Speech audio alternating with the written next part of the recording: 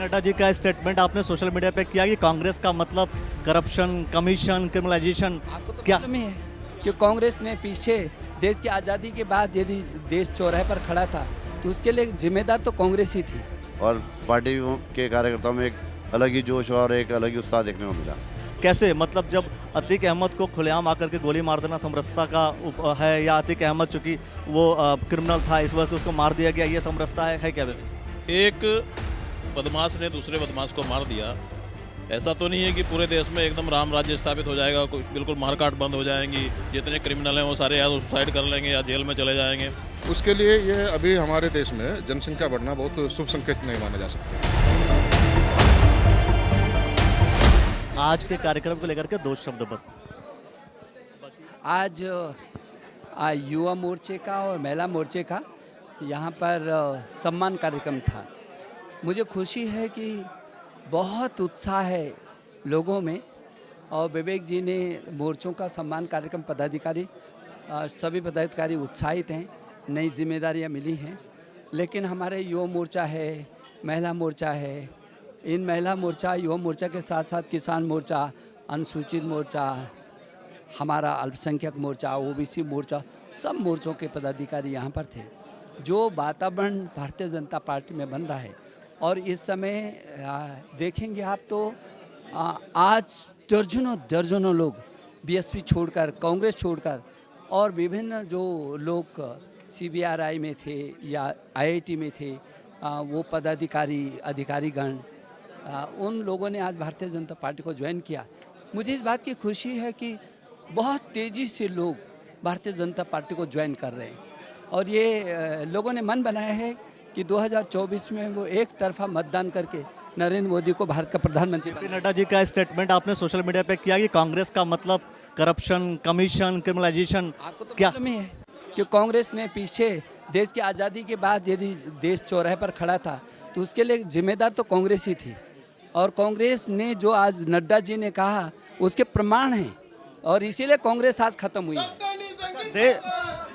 देखिए अभी बेसिकली सवाल ये होता है, एक तरफ जो भारतीय जनता पार्टी के नेताओं से जो मैं पूछूंगा, सवाल यही है कि जब हम अर्थव्यवस्था के बढ़ने की बात कर रहे हैं, लेकिन जब देश में जब आबादी बढ़ रही है तो उसको लेकर के विधायक प्रदीप बत्रा जी दो शब्द जरूर कहेंगे। आज के कार्यक्रम का उद्देश्य क्या है? देखिए, भारतीय जनता पार्टी परिवार लगातार बढ़ रहा है, लगातार जिले बन रहे हैं, लगातार संगठन में लोग जोड़े जा रहे हैं और सभी पार्टी से आकर लोग पार्टी ज्वाइन कर रहे हैं। आज युवा मोर्चा और महिला मोर्चा की टीम का गठन हुआ, उनका स्वागत समारोह था जिसमें हमारे लोकप्रिय सांसद निशंक जी यहाँ पर मौजूद रहे और पार्टी के कार्यकर्ताओं में एक अलग ही जोश और एक अलग ही उत्साह देखने को मिला। भारतीय जनता पार्टी जो इस बार का चुनाव लड़ेगी, क्या वो जनसंख्या नियंत्रण बिल को लेकर के बात करेगी या नहीं करेगी? नहीं, निश्चित। आज जैसा हम देख भी रहे हैं कि भारत नंबर 1 पे जनसंख्या के मामले में पहुंच गया है, तो मुझे पूरी उम्मीद है और ये हमारे एजेंडा में भी है। जनसंख्या नियंत्रण बिल बहुत जल्दी भारत में आने वाला है और इस चीज़ की हम आशा रख सकते हैं। मुझे लगता है कि ये जो लोकसभा का जो चुनाव है, ये इसमें जनसंख्या नियंत्रण कानून एक बड़ा मुद्दा होगा, बड़ा एस्पेक्ट होगा जिसको लेकर के भारतीय जनता पार्टी को मैदान में आना चाहिए। देखिए, 2-3 मुद्दे जो विशेष जो अभी पूरे नहीं हुए हैं, जनसंख्या नियंत्रण बिल और यूनिफॉर्म सिविल कोड, ये 2 बड़े विषय हैं। जब हम एक रूपता की बात करते हैं तो पूरा देश एक रूप होना चाहिए। इस देश के नियम कानून भी, क्योंकि आज़ादी को लंबा समय हो गया है और हम सफल भी हुए हैं पिछले 7-8 साल में। तो आप देख सकते हैं कि पिछले 10 साल के अंदर, 9 साल के अंदर ये देश विकास की ऊंचाइयों को छू रहा है और हर वर्ग का कहीं ना कहीं हर वर्ग का विकास हुआ है। समरसता का अभाव भी चारों तरफ काफ़ी हद तक हम संदेश देने में कामयाब हुए हैं। तो यूनिफॉर्म सिविल कोड भी होना चाहिए। मेरा समरसता का भाव आप देने के मतलब काबिल हुए हैं या व्यवस्था ऐसी बनी है? कैसे मतलब जब अतीक अहमद को खुलेआम आकर के गोली मार देना समरसता का है, या अतीक अहमद चूंकि वो क्रिमिनल था इस वजह से उसको मार दिया गया, ये समरसता है क्या वैसे? देखिए, एक बदमाश ने दूसरे बदमाश को मार दिया। ऐसा तो नहीं है कि पूरे देश में एकदम राम राज्य स्थापित हो जाएगा, बिल्कुल मारकाट बंद हो जाएंगी, जितने क्रिमिनल हैं वो सारे या तो सुसाइड कर लेंगे या जेल में चले जाएंगे। ऐसा तो नहीं हो सकता। सुधर रहा है, बहुत कुछ सुधरा है। पिछले 9 साल में आप देख रहे हैं कि कहीं बम विस्फोट हुए नहीं हैं। लोगों को जो स्टेशनों पे खाली थैला मिलता था उसमें पहले चेतावनी लिखी होती थी कि लावारिस वस्तु को ना छुएं, बम हो सकती है। अब तो कहीं नहीं है वो स्लोगन। तो बहुत सारी चीज़ें सुधारने में हम कामयाब हुए हैं। अब देखते हैं बाकी और अन्य लोगों से भी कुछ किसी विषय पर हम चर्चा जरूर करेंगे कि किन मुद्दों को लेकर के लड़ा जाएगा। हालांकि ये सवाल मैं डॉक्टर निशंक जी से पूछ रहा था, लेकिन अभी वो गए। लेकिन मैं कह रहा हूँ आपसे कि किन मुद्दों को लेकर के लड़ा जाएगा। अच्छा, जनसंख्या को लेकर के भारतीय जनता पार्टी के लोग क्या कहेंगे, बेसिकली मैं ये जानना चाह रहा हूँ। जनसंख्या को लेकर क्या आप नहीं बताएंगे? ये बताएंगे। 2000 क्योंकि हम कई बार कंपटीशन होता है कि हमारा देश इसमें नंबर 1 आएगा, इसमें नंबर 1 आएगा, लेकिन हमारा देश जनसंख्या में नंबर 1 आ गया। जी, जनसंख्या में नंबर 1 आ गया। कल यूएनओ ने घोषणा भी कर दी, इसमें करीब 30 लाख लोगों से हम चीन को पछाड़ के आगे बढ़ गए हैं।